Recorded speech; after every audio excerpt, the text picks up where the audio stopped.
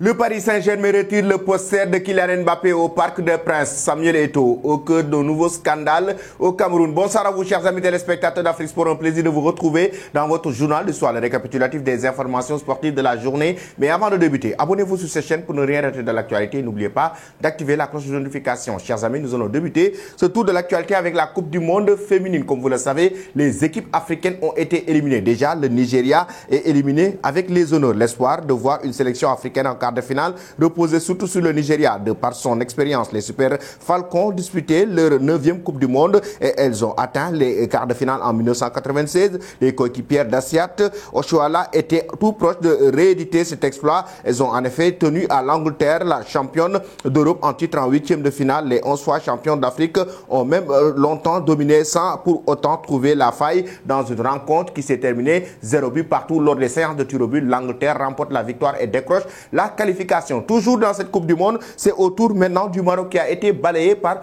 la France en 8e de finale. Aussi concernant la Coupe du Monde, le Maroc, dernière équipe africaine en lice, n'a pas fait mieux. Les Lions de l'Atlas se sont lourdement inclinés face à la France ce mardi. Déjà à la mi-temps, les Blues menés par 3 buts à 0 avec des réalisations de Dani Dali et le sommaire 23e minute. Cette dernière sauf un doublé à la 70e minute et le score restera ainsi sur un score de 4 buts à 0. La France domine le Maroc pour décrocher la qualification en quart de finale de la Coupe du Monde féminine. Pensez-vous, chers amis, que la France va remporter cette Coupe du Monde avec Hervé Renard? Vous donnez vos avis en commentaire. Ensuite, nous allons maintenant parler de Mercato avec le joueur Kyle Walker qui veut rester à Manchester City, qui change complètement de décision. D'ailleurs, selon Sam Lee de The Athletic, le défenseur de 33 ans, a été convaincu par le discours de Pep Guardiola. Kyle Walker a décidé de rester alors qu'il avait donné un accord au Bayern Munich. L'international anglais pourrait même signer une prolongation alors qu'il ne lui reste qu'une année de son contrat. Que pensez-vous de cette situation? Kyle Walker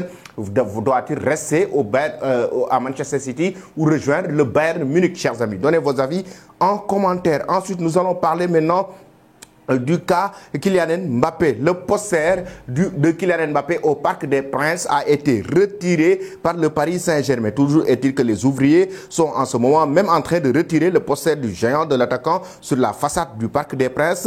D'après certaines images aperçues sur les réseaux sociaux, les maillots floqués au nom du champion du monde sont également retirés de la boutique qui se trouve en face du stade. Voilà qui devrait à nouveau faire parler dans l'environnement du joueur et du club. Le bras de fer continue donc entre Kylian Mbappé et le club de la capitale française du mois où l'enfant de Bondy a refusé catégoriquement de prolonger son contrat au sein du Paris Saint-Germain. Actuellement, c'est le Real Madrid qui se positionne pour essayer de le décrocher, mais Kylian Mbappé ne veut pas du tout rester au PSG pour une prolongation. Là, le Paris Saint-Germain estime que Kylian Mbappé est devenu un joueur transférable, raison pour laquelle ils sont sur le point de le laisser partir. Chers amis, Mbappé doit-il rester au Paris Saint-Germain ou quitter définitivement le club de la capitale française? Donnez vos avis en commentaire. Nous allons maintenant terminer notre journal du soir avec Samuel Eto'o qui est au cœur d'un nouveau scandale au Cameroun. Comme vous le savez actuellement, Samuel Eto'o est très critiqué dans son pays, le président de la FECAFOOT. L'État avait alors déboursé lors de la Coupe du Monde Qatar 2022 une somme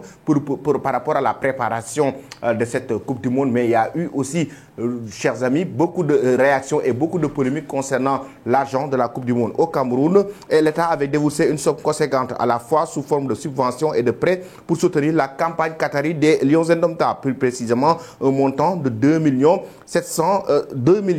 700 millions 32 110 800 francs d'argent public avait été prêté à la FECAFOOT. L'objectif était que cette somme soit remboursée dès que la FIFA a versé les montants dus par la participation de l'équipe nationale du Cameroun. La participation du Cameroun à la Coupe du Monde 2022 s'était soldée par une sortie en phase de groupe avec une récompense de 9 millions de dollars prévue pour l'équipe nationale, soit une somme de 5 milliards 375 913 400 francs CFA. Cela signifie que Samuel Eto'o, en tant que président de la FECAFOOT, était à partir en ce moment responsable de rembourser plus la moitié de ces fonds de l'État du Cameroun pour régler la dette. Or, cela n'a toujours pas été fait et le ministre des Finances a fait savoir qu'il commence à s'impatienter via une lettre envoyée à Eto'o et à la FECAFOOT FECAFOOT, il demande carrément de rembourser cet argent. Le ministre des Finances a écrit au président de la FECAFOOT, Samuel Eto'o, pour le recouvrement forcé d'une somme de 2,4 milliards de francs CFA obtenus supplémentairement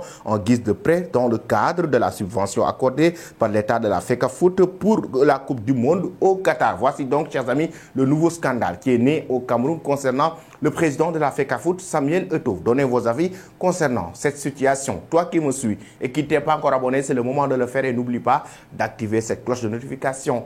Merci et très belle soirée.